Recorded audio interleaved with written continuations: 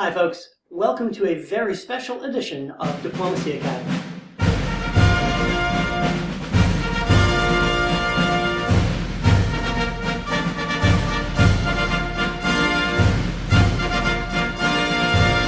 On Memorial Day weekend, David Hood held a virtual Dixiecon, the first event of its kind at the scale at which was held. Over 80 players from all around the world participated in 2 games of diplomacy, one in the morning, one in the evening. Siobhan Nolan, Brandon Fogel, and I participated in a live stream commentary of those games. In these special editions of Diplomacy Academy, I'm packaging those games together so you don't have to sit through the whole 11 hours of our stream to follow one game. Instead, you can go through the commentary game by game. Enjoy. Welcome to some very special guests who joined the broadcast. And as always, I'm Chris Martin, and I'll stab you soon. And then to finish our speed round, we've got Kings Mountain, which finds Austria as Peter Silverman, Mike Walsh in England, Mario Huys. Huys, do you guys know how to say that? Yeah, I do. I think Huys, yeah. Huys in France, Yaroslav Bartko in Germany, George Linkert, who is a Minnesota player that we've watched play a couple times now in Italy, Daniel Pedersen in Russia, and Chicago legend Christian Kline, who has only recently begun making his way into more hobby-related events in Turkey. And Christian Kline gives us finally what Chicago is known for, which is Smyrna to Armenia, named after our very own Matt Sundstrom. Thank you, Christian Kline, for doing that for us. And we have That's France goes to the channel. This is our only French Brest to the English channel opening, I believe. Okay, let's spend a couple seconds on this board then. Siobhan, what do you like and dislike here? Sundstrom opening, exactly what I would expect from Christian Kline. George Linkert in Italy goes to Tyrolia, as is the fashion right now. Germany, fairly standard. We've got a bounce in Galicia, fine. France is a unique opening. It's I hate it. You hate it? Why? Mario. Bounce in Burgundy with Germany, and then what? Womp womp. Yeah. I don't think it leaves you a lot of strong options moving forward.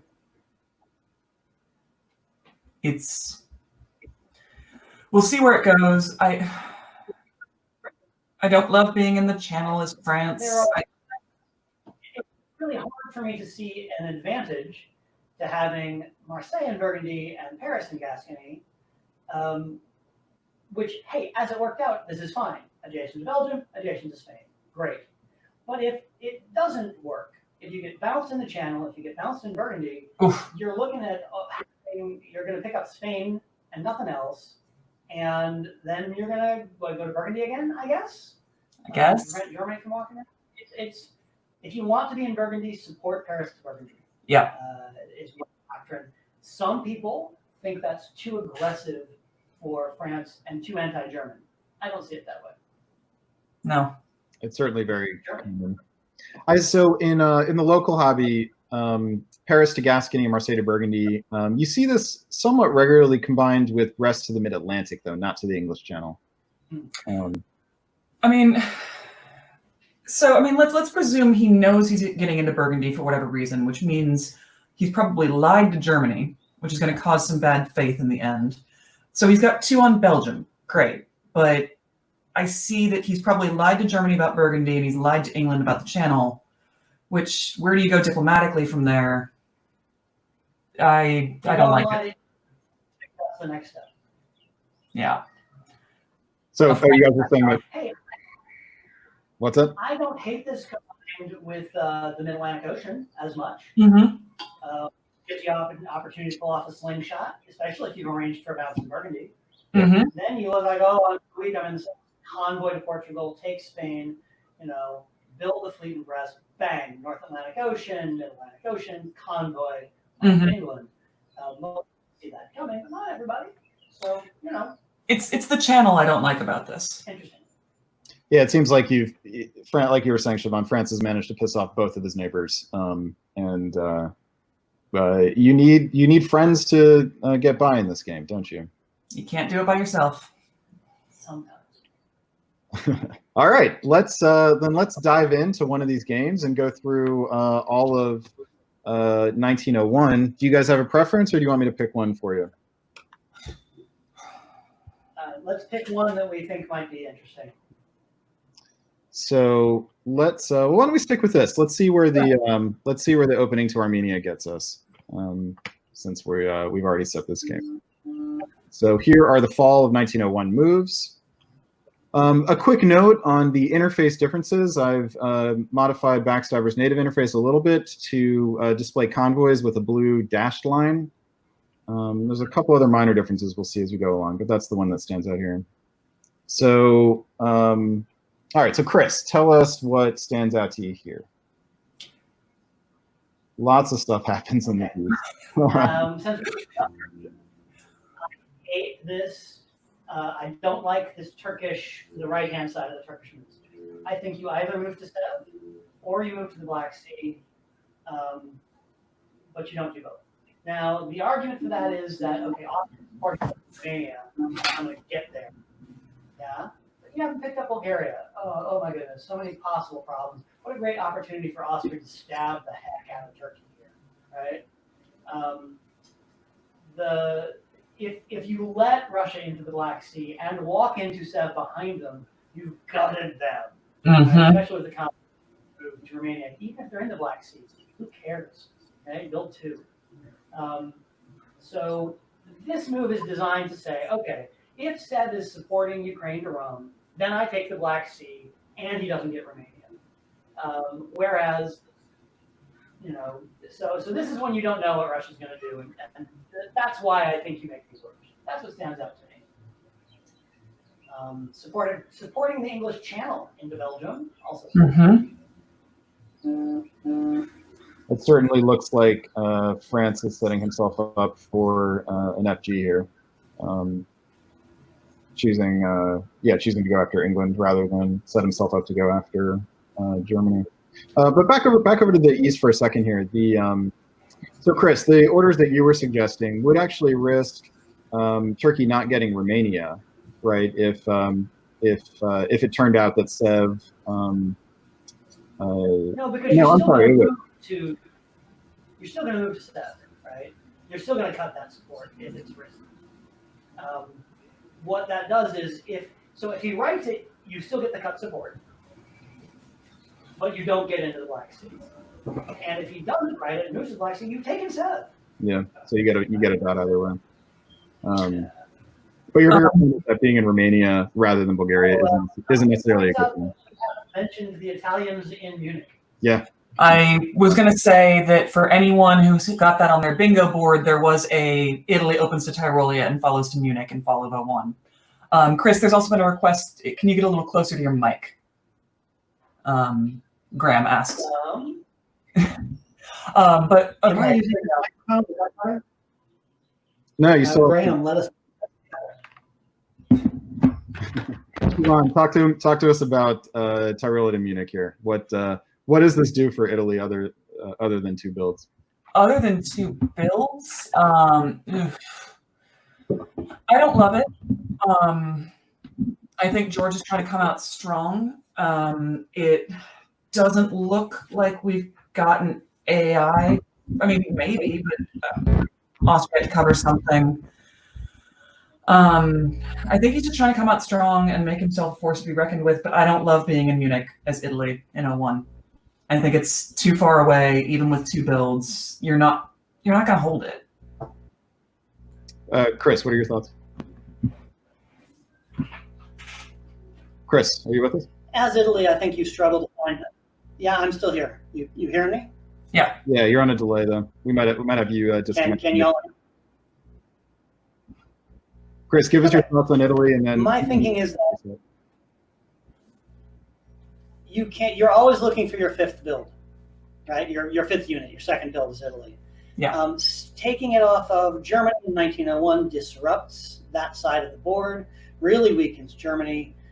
You're unlikely to hold it, but maybe you can retreat somewhere that is useful. If you're working with Austria, you can maybe pick up Warsaw next. It lets you put down either another army or another fleet, which you can then do something with. I don't hate it as much as it generally doesn't work out. You can make it work, but it's definitely one of those dots that you're not planning on holding in 1902. What do you guys think that is going on between Austria and Italy? Is this do you think Austria is supporting Bulgaria into Romania? Is this a precursor to an AI that where they've ensured that Russia and Turkey are fighting? Given that we have the convoy in the Ionian, like, would you expect to see? Does this feel like a strong AI? That's the question for you. If they didn't have it planned in spring, they should be talking about it very much right now, because this would be the opportunity to do it.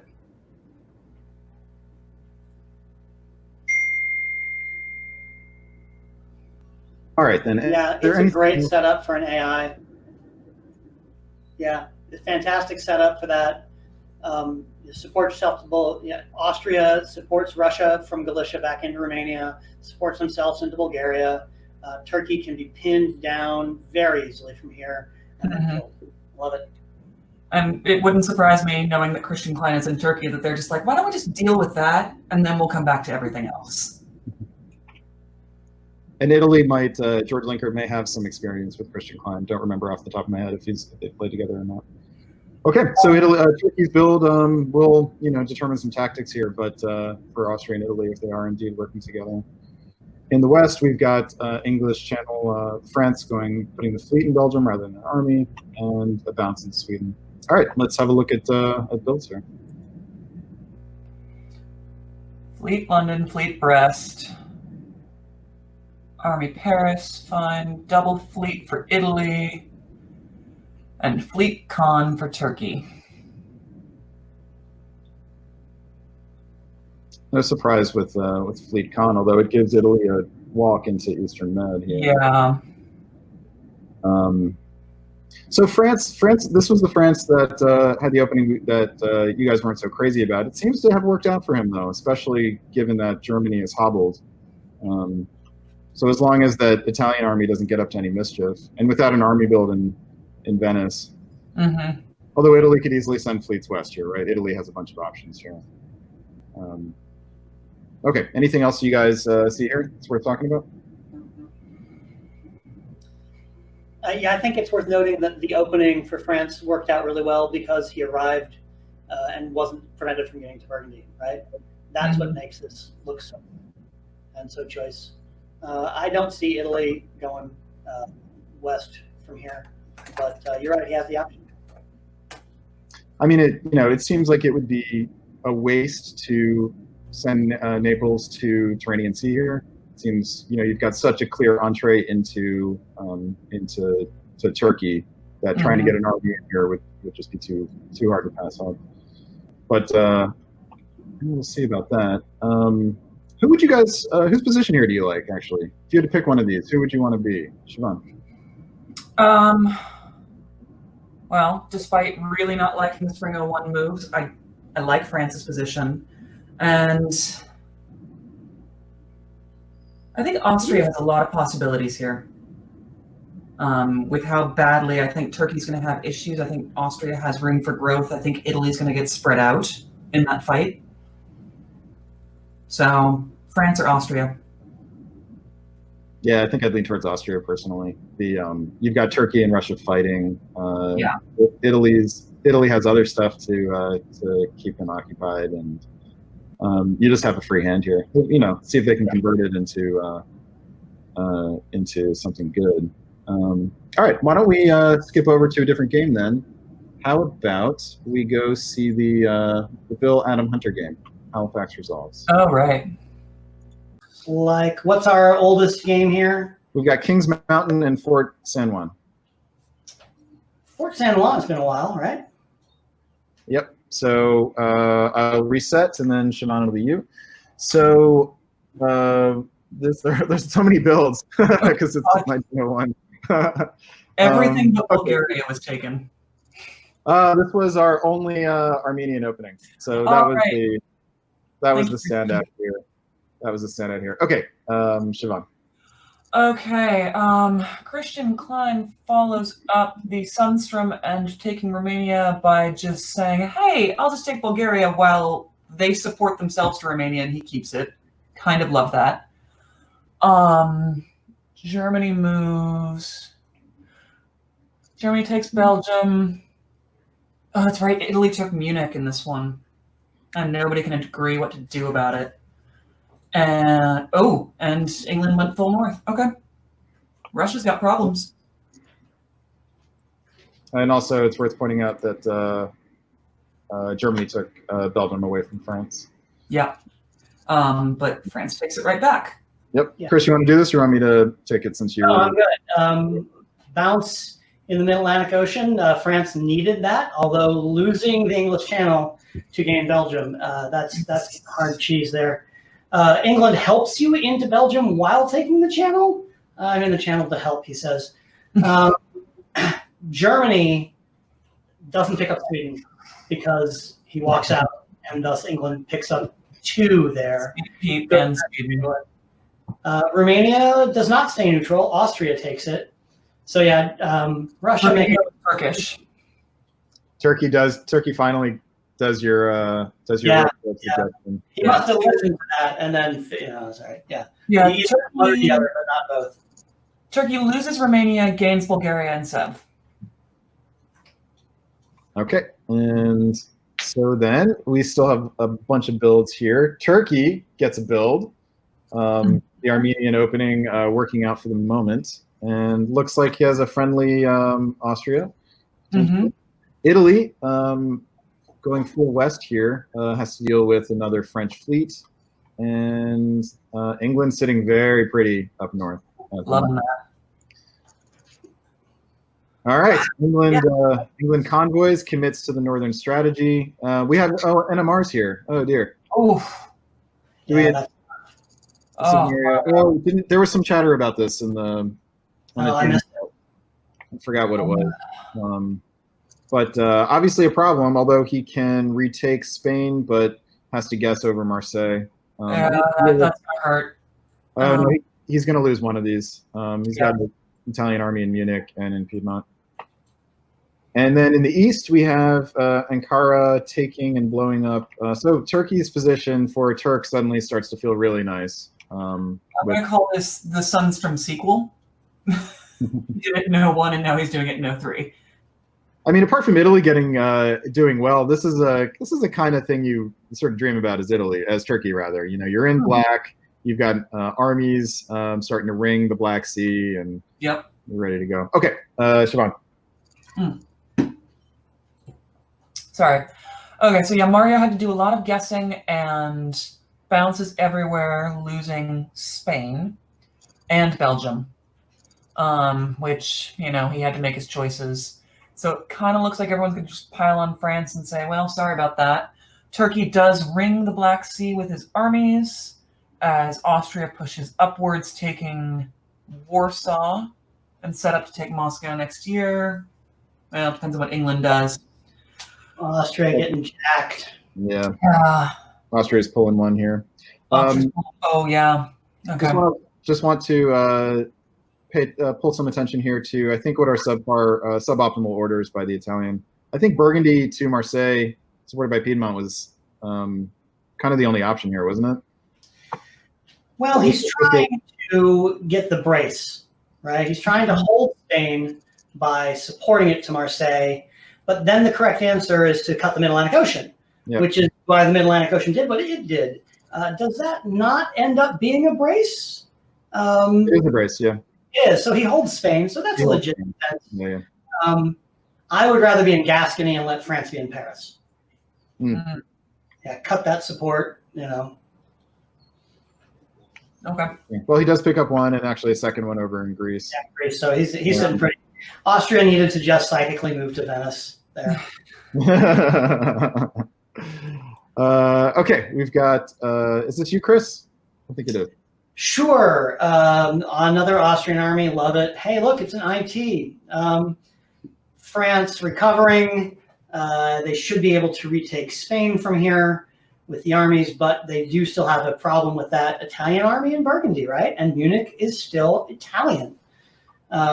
Germany does secure a build and now looks likely to retake it, as Austria should be coming south to go against the IT. Fascinating.